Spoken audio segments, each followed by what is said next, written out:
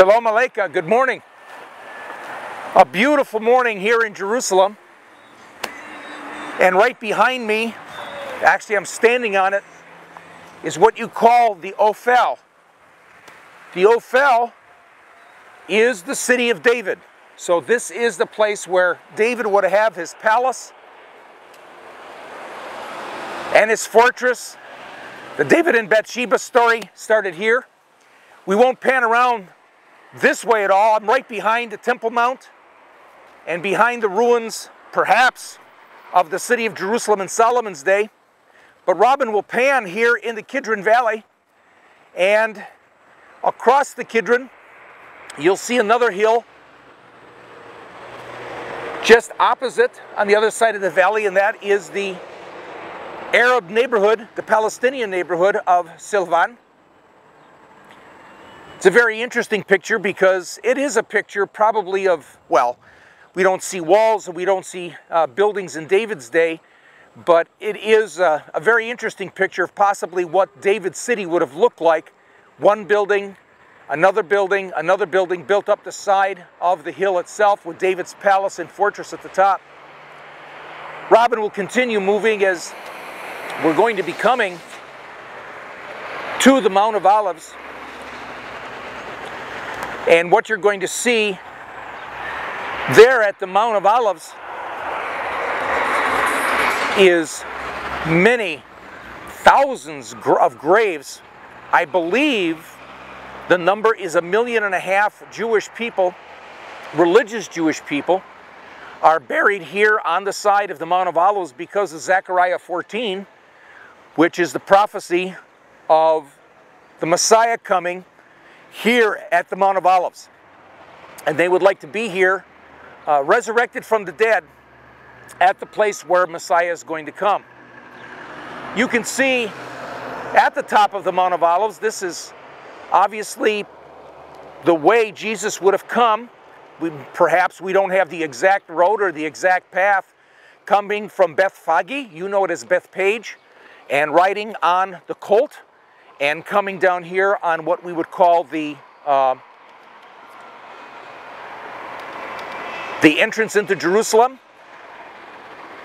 And you can see the greenery, and you can actually see the Orthodox Church, Orthodox Russian church there with the golden dome. We wanted to start this three-part series today here with you at the Ophel. And let me give you one specific Bible verse to give you a perspective of what we're after here at the Mount of Olives. The verse is in Matthew 26, starting in verse 36. And it says, "Then Jesus came with them to a place called Gethsemane and said to his disciples, 'Sit here while I go over there and pray.'" Now it's a very interesting statement, because here we are at the Mount of Olives. He comes down, and the Bible says, to a place called Gethsemane. Now if you take a look at the other versions, the other gospel accounts, it'll say he came to a garden, or a gan, actually in Hebrew, with no mention of Gethsemane. What's interesting, when you take a look at all the four gospel accounts, you will not see the words Garden of Gethsemane put together in that way. You'll either hear garden or a place called Gethsemane. The question is, where did he go? And what did the Mount of Olives look like in Jesus' day? These graves that you've seen, that Robin has panned on the Mount of Olives, these are modern graves of Jewish people. Some of them very old. We can see some down at the bottom. But the Mount of Olives in Jesus' day did not look like this. Were there people buried here? Perhaps, yes. Maybe because of the Zechariah 14 prophecy. We know also here that there were caves, burial caves here, because it is fairly clear, especially when you talk to the people at the Temple Institute, there was a bridge that connected the Temple Mount with the Mount of Olives, so people did not have to go through the Kidron and become unclean. Well, that's the first part.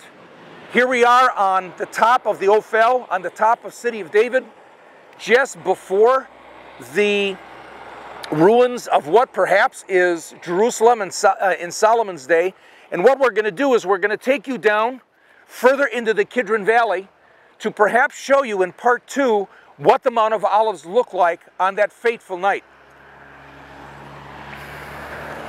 Come and follow me as we go down this way so we can continue with part 2.